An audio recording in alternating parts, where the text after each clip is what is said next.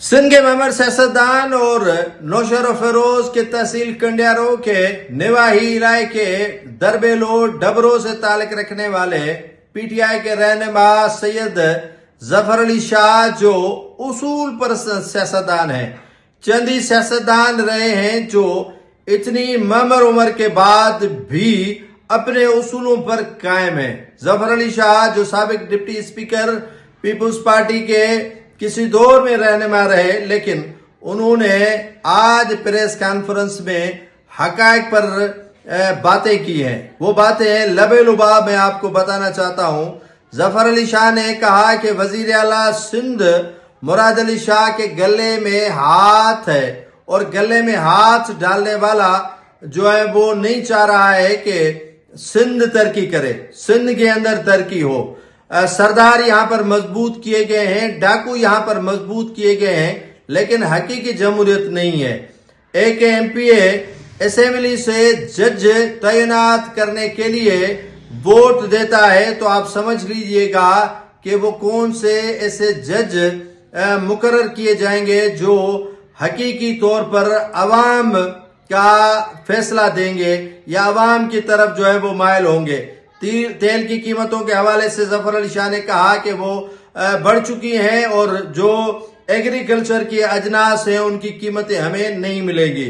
اور ایران پر حملے کے حوالے سے ظفر علی شاہ کا کہنا تھا کہ پاکستان بھی اسی حملے کے بعد دلدل میں بری طرح پھنس چکا ہے۔ 80 برس بیت چکے ہیں لیکن ہمارے ملک میں جمہوریت نہیں آئی ہے۔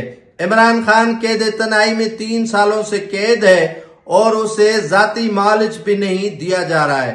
عمران خان پر متعدد مقدمات بنائے گئے ہیں لیکن ان سے ملاقات اور وکلا کی رسائی بھی نہیں ہے۔ عمران خان کو میں مانتا ہوں کہ لایا گیا لیکن وہ ڈٹ کے اب کھڑا ہے اور ملک میں حقیقی جمہوریت کے لیے جو ہے وہ احتجاج کر رہا ہے۔ 26 اور 27ویں ترمیم کے حوالے سے ظفر علی شاہ نے کہا کہ اس ترمیم آنے کے بعد جو سپریم کورٹ ہے وہ سپریم نہیں رہی۔ یہ تو حالت پرویز مشرف عامر اور ضیاء الحق نے بھی نہیں کی۔ اس نے آئین کو روندا اور ججوں کو قید کیا لیکن کبھی بھی جو ہے وہ اس نے اس طرح کا کام نہیں کیا اور اسمبلی سے جو ہے وہ ایسی ریزولوشن پاس نہیں کروائی جس سے جو ہے وہ آئین کی پائمالی کی گئی ہو۔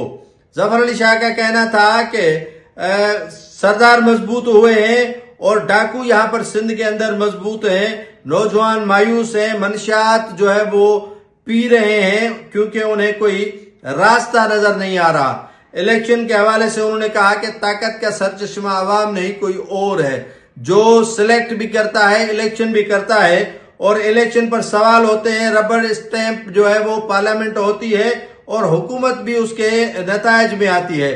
سابق ڈپٹی اسپیکر کا کہنا تھا کہ وزیر اعلیٰ سے طاقتور جو ہے وہ یہاں کے وزیر داخلہ سندھ ضیاء الحسن لنجار ہیں اور اس کے کہنے پر ہی دیگر وزراء نوشہر و فیروز میں نہیں آ رہے ہیں۔